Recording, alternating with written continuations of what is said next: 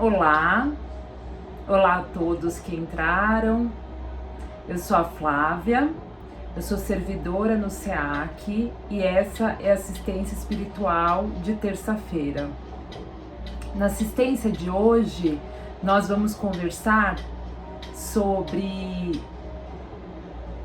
respeito ao semelhante. Cada pessoa é um universo particular. A referência para a conversa de hoje é Evangelho segundo o Espiritismo, capítulo 11, itens de 1 a 10, Livro dos Espíritos, perguntas 825 a 828, Caminhos da Libertação, capítulo 15. Antes de nós começarmos, eu gostaria de dar um recado sobre a 36ª turma da Escola de Aprendiz de Evangelho. Nós estamos já há algum tempo reiterando os convites para a escola, e a escola, como nós já falamos, e a gente algumas vezes assim coloca da escola, e sempre que coloca da escola a gente tem assim uma felicidade muito grande em falar, porque todos nós aqui um dia passamos pela escola e tivemos a oportunidade de ter a nossa vida transformada por ela. A escola é uma oportunidade muito interessante de aprender mais sobre o Espiritismo, de se aprofundar nessa questão, mas principalmente uma oportunidade de autoconhecimento e de começar os passos ou seguir nos passos da nossa reforma íntima, do nosso melhoramento.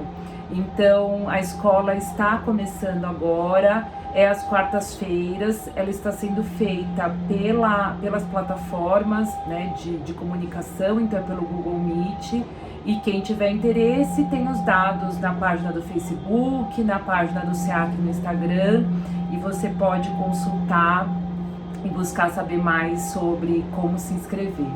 Mas vale pensar com muito carinho sobre essa possibilidade. Então, para nós começarmos, nós vamos primeiro fazer a nossa prece inicial.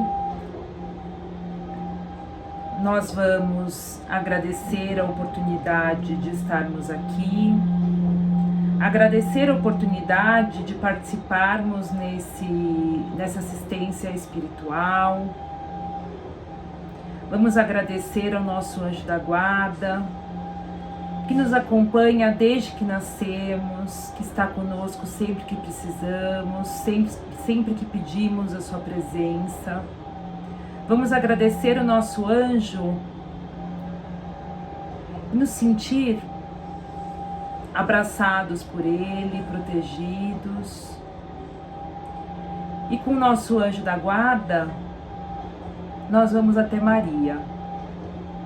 A Maria pedimos que dulcifique nossos corações, que nos envolva em seu manto azul, que com seu amor de mãe nos proteja e que nos leve ao seu Filho Jesus. A Jesus agradecemos todo ensinamento contido no Evangelho, agradecemos a sua vida e toda a exemplificação amorosa que nos deixou. E com Jesus, então, nós pedimos que nos leve até Deus. E na frente de Deus nós ajoelhamos em pensamento, agradecemos esse momento, agradecemos por tudo que somos, por tudo que temos, agradecemos essa existência. E fazemos a oração que seu Filho nos ensinou. Pai nosso que estais no céu, santificado seja o vosso nome, venha a nós o vosso reino, seja feita a vossa vontade, assim na terra como no céu. O pão nosso de cada dia nos dai hoje, perdoai as nossas ofensas, assim como nós perdoamos a quem nos tem ofendido. E não nos deixeis cair em tentação, mas livra-nos de todo mal, que assim seja, graças a Deus. E assim, já mais harmonizados, mais preparados para essa assistência, nós iniciamos a preleção de hoje. Lembrando que sempre ao final da preleção, o grupo de médiuns está reunido para mandar o passe de maneira virtual. Então, aqueles que pretendem tomar o passe, terminada a preleção, permanecem ali alguns minutos em oração para que chegue até eles o passe desse grupo reunido, além da espiritualidade certamente presente nesse trabalho. Então, o tema de hoje é respeito ao semelhante. Cada pessoa é um universo particular. Eu gostaria de começar lendo um trecho do Evangelho, e o título, eu estou lendo o Evangelho segundo o Espiritismo, do Allan Kardec. E a gente tem amor ao próximo como a si mesmo, acompanhado da seguinte frase: o maior mandamento. Então, se a gente tem alguma questão para saber qual é, então, a orientação maior de todas, qual é a orientação mais importante que foi deixada para nós no Evangelho que Jesus nos deixou? E eu vou ler então um trechinho só para contextualizar esse ensinamento. Mas os fariseus, quando ouviram que Jesus tinha feito calar a boca aos saduceus, juntaram-se em conselho. E um deles, que era doutor da lei, tentando, perguntou-lhe: Mestre, qual é o maior mandamento da lei? Jesus lhe disse: amarás ao Senhor, teu Deus, de todo o teu coração e de toda a tua alma e de todo o teu entendimento. Este é o maior e o primeiro mandamento. E o segundo, semelhante a este, é: amarás ao teu próximo como a ti mesmo. Estes dois mandamentos contêm toda a lei e os profetas. E aqui em um outro trecho: e assim, tudo que quereis que os homens vos façam, fazei também vós a eles, porque esta é a lei e os profetas. Tratai todos os homens, Mateus e de Lucas, tratai todos os homens como querereis que eles vos tratassem. Não tem como falar sobre respeito ao semelhante sem falar dessa passagem tão significativa, né? Em primeiro lugar, amar a Deus, nosso Criador, o motivo da nossa existência. E em segundo lugar, esse respeito, esse amor que nós temos a nós, da mesma maneira que a gente tem esse respeito, esse amor em relação ao nosso semelhante, ao próximo, aquele amigo, aquele familiar e até aquela pessoa que nós não conhecemos, mas que é da mesma maneira nosso irmão. Esse ensinamento, ele não diz assim: ame aquele que é mais fácil amar, ame aquele que você se entende melhor, que você fala as coisas e que ele te entende já assim, quase sem se comunicar tanto. Ele não diz: olha, ama aqueles que você tá ali perto, que você se relaciona mais. Não é essa a orientação. A orientação é amar ao próximo.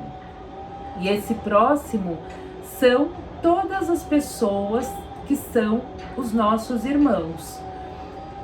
A gente fala aqui de buscar ter no nosso coração um respeito em relação ao outro, da mesma maneira que eu procuro, que deveria procurar, que é algo que a gente já falou também bastante nas preleções, que é você ter seu coração cheio de amor em relação aos seus atos, né, a sua vida, as suas ações, ao que você já fez e ao que você acredita que é possível fazer. Então, da mesma maneira que a gente deve buscar encher o nosso coração de amor em relação às nossas atitudes, fazer isso em relação àquele amigo, àquele familiar, aquela pessoa que eu tenho um pouco mais de dificuldade para lidar, porque a gente tem isso, né? A gente tem muitas vezes alguém na família que é mais difícil lidar, que a gente vai conversar uma coisa simples e muitas vezes já vira ali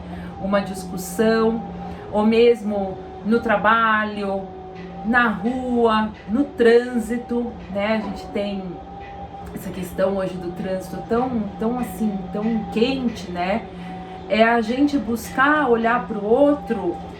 Vou até repetir aqui o tema da preleção: respeito ao semelhante. Cada pessoa é um universo particular, no sentido de que muitas vezes até a gente não sabe o que o outro vivencia, por o que o outro passa, por o que muitas vezes ele passou na infância, em outros momentos. Tem uma passagem muito interessante também bíblica, e eu gosto muito de colocar alguns trechinhos para nossa conversa, porque se a gente olha Evangelho, se a gente olha a Bíblia, a gente tem um monte de ensinamentos que são super concretos e que são aplicáveis ao nosso dia a dia. Foi escrito há tantos anos, né? Foi relatado há tantos anos, e a gente tem passagens que se aplicam ao nosso cotidiano. Segunda-feira de manhã acordei e eu vou pensar nisso como ensinamento para o meu dia. É a história em que um dos funcionários de um rei devia ali uma quantia e ele ficou desesperado em relação àquilo, ele não sabia o que fazer em relação àquela dívida, e esse rei resolveu perdoá-lo, resolveu perdoar esse funcionário, e ele fez isso de maneira espontânea. Mas esse funcionário, ao sair, esse trabalhador ao sair, ele encontrou uma pessoa que também lhe devia um valor, e ele não foi capaz de perdoar aquela dívida. E qual é o ensinamento? Da mesma maneira que a gente espera essa indulgência, esse cuidado, essa compreensão, né? Aqui, obviamente, a gente não entra no mérito de ficou devendo pro seu patrão porque teve um problema, teve alguma questão que não permitiu que esse valor fosse pago. Não se trata de qual é a justificativa para que aquilo acontecesse, mas sim que aquilo acontece e que existe um perdão no sentido de nutrir o coração de amor e fazer aquilo que eu esperaria que alguém fizesse por mim. De novo, porque eu não sei as motivações, ou ainda que soubesse, muitas vezes não cabe a gente esse julgamento. Claro, gente, que a gente não está falando de você simplesmente se anular em relação a tudo, mas sim de novo, de plantar uma sementinha e dizer assim: eu vou sempre olhar essa situação, eu vou sempre olhar o que me fazem, buscando compreender que até as coisas ruins que eu recebo não dizem respeito a mim, dizem respeito muitas vezes ao outro, a um contexto que ele vive, a uma situação específica que ele vive. Não vai me caber julgar, e sim buscar da mesma maneira retribuir amor e esperar que de fato esperar, né, e plantar para que aquela situação se resolva. Então, não no sentido de aceitação de tudo, mas de colocar amor em tudo. Não é aceitar tudo, é colocar amor em tudo. E sempre nesse conceito de que se eu faço ao outro, eu faço porque eu entendo que ele pode ter demandas e necessidades diferentes das minhas, né? A gente já falou tanto aqui, a gente fala tanto, né, no Espiritismo das questões de cada um em relação a cada existência, aquilo que cada um tem que aprender, aquilo que cada um tem que desenvolver. E então, muitas vezes, aquilo que para mim é fácil, é tranquilo, que eu consigo desenvolver, para o outro é um grande desafio, é um grande ponto. Então, muitas vezes a gente tem uma facilidade nos relacionamentos familiares, tem uma família harmônica e não consegue entender o contexto de um cônjuge, por exemplo, que tem questões familiares, mas esse é o universo particular daquela pessoa e isso deve ser respeitado. Ou muitas vezes eu tenho facilidade em relação ao trabalho, as coisas acontecem, as coisas fluem e eu vejo que o outro não tem nada, tá morando embaixo de uma ponte. E aí vem um ensinamento tão importante do Espiritismo: fora da caridade não há salvação. E isso tem tudo a ver com essa questão que a gente está falando do próximo, né? Não me cabe julgar porque o outro precisa tanto daquela ajuda. Se eu tenho meu coração nutrido no sentido de que aquela pessoa é meu irmão, aquele outro, aquele próximo que está numa realidade tão distante da minha, ele é meu irmão, ele deveria estar ali pertinho de mim, é mais fácil e é muito lógico que a gente entenda a relevância da caridade. Caridade sem julgamento, a caridade no sentido de, se eu tenho condição de ajudar, eu farei, porque eu sei que aquela pessoa precisa. Eu não sei o motivo que ela precisa, mas eu sei que ela precisa. E ela precisa muitas vezes de um amparo financeiro, muitas vezes de um prato de comida, e tantas vezes ela precisa até de um apoio, de uma ajuda para fazer um currículo, né? De uma orientação em como conversar uma situação familiar, uma orientação sem julgamento, né? Não aquela orientação que a gente já chega querendo resolver o problema que é do outro, a vida que é do outro, mas assim, um acalento, uma reflexão que muitas vezes faça aquela pessoa que está dentro, envolvida num problema familiar, uma questão de trabalho, uma questão de vida mesmo, né? Como a gente falou, para alguns as questões financeiras fluem e para outros é tão difícil conseguir o pão de cada dia, né? A gente sabe disso. Então, entender que aquilo é uma condição que não faz que essa pessoa seja menos minha família, continua sendo meu irmão, precisa de ajuda, e se a ajuda pode chegar até ele, a gente pode inclusive transformar uma vida se a gente tem essa consciência de apoio, de irmandade, de participação, de carinho em relação a quem eu vejo. De novo, ele é um universo particular, não me cabe julgar os porquês, né? Se a gente vai para uma discussão, para uma conversa, para uma situação, aquela situação que você vê e já fala assim, eu não acredito que isso aqui aconteceu, como que pode ter feito isso? Se a gente já vai assim, eu não faria assim, né? Fica muito difícil que a gente consiga de fato ouvir a posição do outro, que a gente consiga realmente aproveitar desse momento para que a gente também tenha oportunidade de evoluir, né? Que a gente ouça, será que realmente eu tô assim com todo esse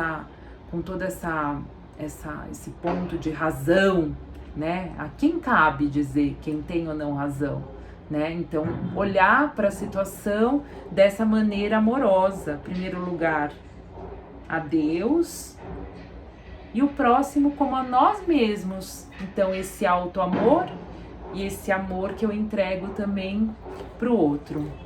E aí eu queria complementar colocando, a gente falou do Livro dos Espíritos, Allan Kardec também, a gente falou dele. E a 825 é muito interessante nesse ponto, né? A gente falou do trabalho, da família, a gente falou do trânsito, quando se fala da fila do mercado, situações cotidianas, que são aquelas coisas pequenas que muitas vezes acabam com o dia da pessoa, né?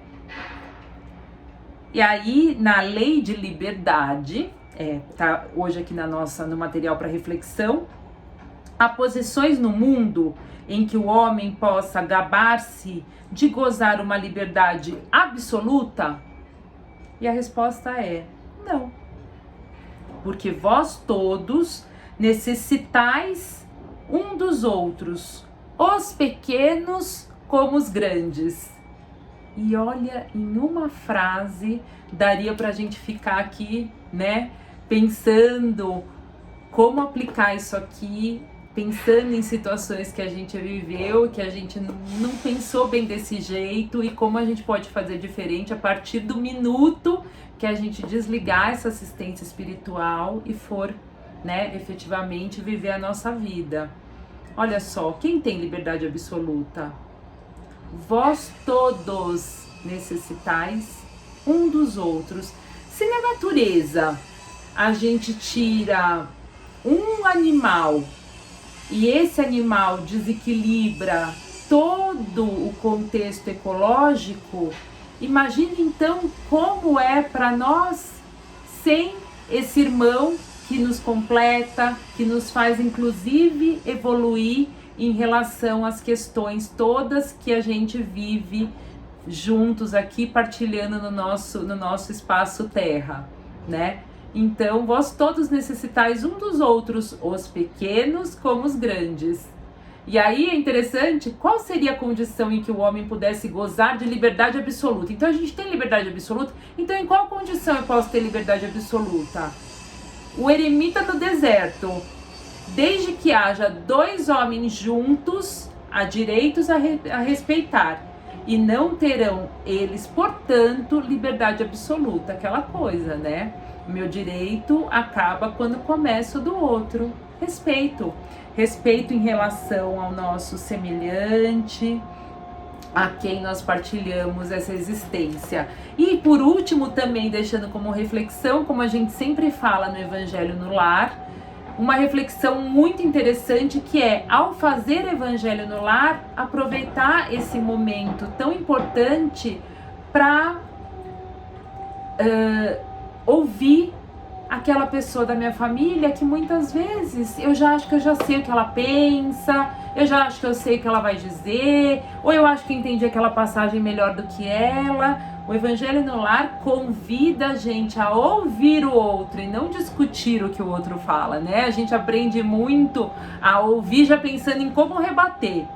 Mas o Evangelho no Lar é uma grande oportunidade da gente ouvir e dizer assim, eu vou guardar essa informação. É desse jeito que essa pessoa que está aqui sentada à mesa comigo, meu irmão, meu marido, meu filho, é assim que ele pensa, eu vou guardar essa informação e eu tô aprendendo um pouquinho mais com ele, porque nós todos vivendo aqui, a gente se completa. Bom, essa era a mensagem de hoje da nossa preleção. Nós vamos agora partir para o nosso encerramento, fazendo as nossas vibrações finais. Em primeiro lugar, nós agradecemos a oportunidade de estarmos aqui reunidos, sentindo que somos um grupo, que somos um todo. Nós agradecemos a oportunidade desse trabalho, dessa assistência, e vibramos por todo o planeta Terra, pelo equilíbrio entre os animais, toda a vegetação, tudo que vive sobre a Terra. Vibramos por todos os povos, por todos os países, por mais compaixão, por mais harmonia. Vibramos por governantes e dirigentes para que sejam melhor intuídos e que pratiquem os seus atos pensando na coletividade. Vibramos por cada família, por cada luzinha, por cada casa, por cada coração,